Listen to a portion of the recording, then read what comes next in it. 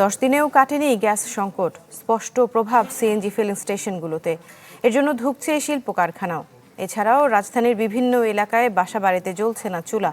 সরকারের নীতি নির্ধারকরা বলছেন গ্যাস সংকট কিছুটা কমতে পারে অগাস্টের দ্বিতীয় সপ্তাহে। নগদ নিয়ে এলো হার না মানা হার অফার। সর্বনিম্ন 10,000 টাকা রেমিটেন্স নগদে পাঠালে থাকছে স্বর্ণের হার জেতার সুযোগ। যেখানে অন্যদিন গাড়ির দীর্ঘ সারি লেগে থাকতো, সেখানে এখন নীরবতা।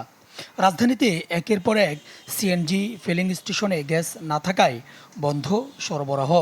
কোথাও আবার গ্যাস থাকলেও চাপ এতটাই কম যে তা দিয়ে চাহিদা মিটছে না।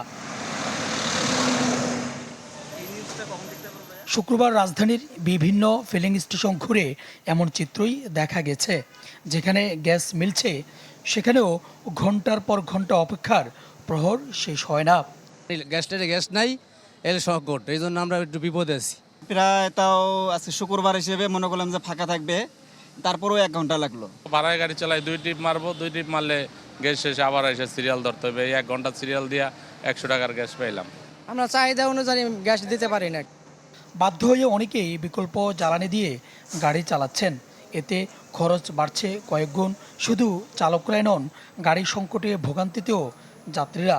অনেক এলাকায় গণপরিবহন ও সিএনজি চালিত যানবাহনের সংখ্যাও কমে গেছে। বাধ্য হয়ে এখন তেলে চালাই, মাঝে মাঝে আধা বেলা গাড়ি চালাই, আধা বেলা চালাতে পারতেছি না। সাপোজ আমার গাড়ির পিছনে আমার মাসিক খরচ 5,000 টাকা, এখন সেটা হয়ে গেছে 10 থেকে 12,000 টাকা। এই যে 5,000 টাকা এক্সট্রা ঘাটতি, এই ঘাটতি তো আসলে খুবই অমানবিক। ওই যে গাড়ি গুড়ি চালাইতে পারি না, মহাজনে জমাদাটি দিতে পারি না, আমরা খুব কষ্ট আছে। গ্যাস সংকটের প্রভাব পড়ছে রাজধানীর বাসাবাড়িতেও।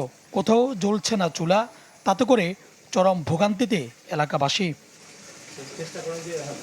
প্রায় 1.5 সপ্তাহ ধরে চলা এই গ্যাস সংকট কিছুটা কমতে পারে আগামী মাসের দ্বিতীয় সপ্তাহে।